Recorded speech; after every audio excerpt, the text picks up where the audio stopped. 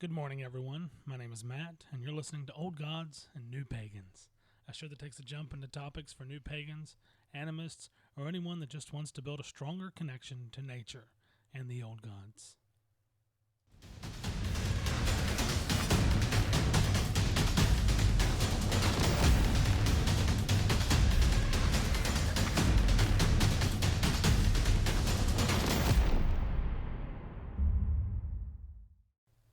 This is episode 0, and this week I'm just going to give a brief introduction on who I am, what the purpose of this podcast is, and what you can expect going forward.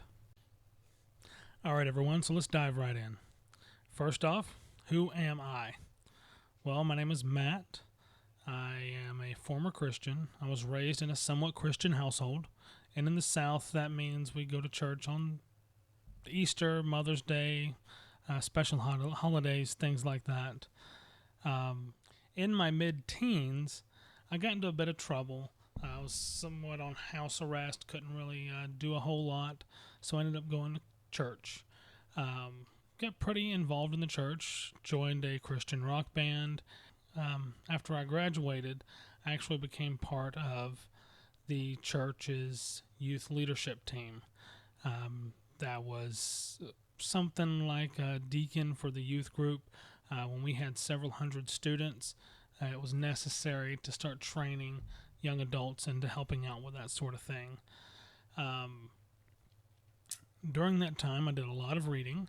The pastor had a giant library with books on spirituality and even other religions, mostly learning how to convert those others to Christianity. And that was really my job and goal for quite a while. As I got into my mid-20s, I got really busy with work and started pulling away from the church some, didn't attend every Sunday anymore, just when I could. Well, of course, I still called myself a Christian, and over time I started identifying more as a spiritual agnostic, cultural Christian. I still went through the motions. I did the things and said the things I was supposed to be a good Christian, but I personally just didn't believe the myths anymore. After a lot of my reading, created more questions than answers, and I started realizing that there was more information out there than what was just in the one book that we were all told to read. Something else, I'm an outdoorsman. I've always felt a strong connection to nature and everything outdoors. Even as a kid, I always kind of liked the phrase, nature is my church, and it's always where I felt closest to God, with a capital G. I respected all life and would really go out of my way not to be hurtful to animals, even insects, and of course humans. I was a hunter and a fisherman, still am. I still respect life. I do not take life unnecessarily. I won't kill an animal just because it's in my way. Being a small farmer, especially an organic farmer, that kind of gets a little annoying sometimes when you have those pesky insects and critters that come and destroy your crop, but you learn to work with nature and it gets better. Some of the things I've dabbled with in the past, I've dabbled with druidry and shamanism. As a kid, I was always kind of interested in the idea of druids and shaman in movies, books, and especially video games. It was a little dramatized, I know.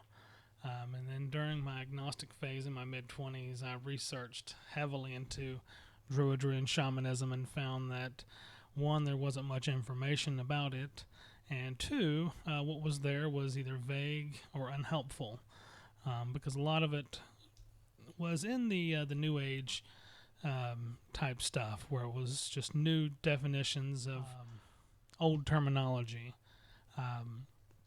It really had nothing to do with the historical aspects of it, and it was just a lot of newer made-up stuff, which I'm not really hating on that. It just wasn't for me. I was looking for the old ways, personally, myself. Eventually, I decided to look into paganism.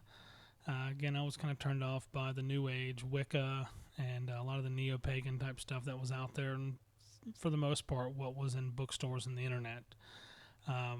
Again, No hate on anyone who chooses those paths. They just another set of rules that just weren't for me.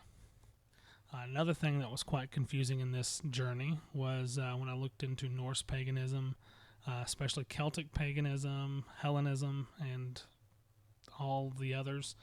The number of gods and deities was quite overwhelming and confusing.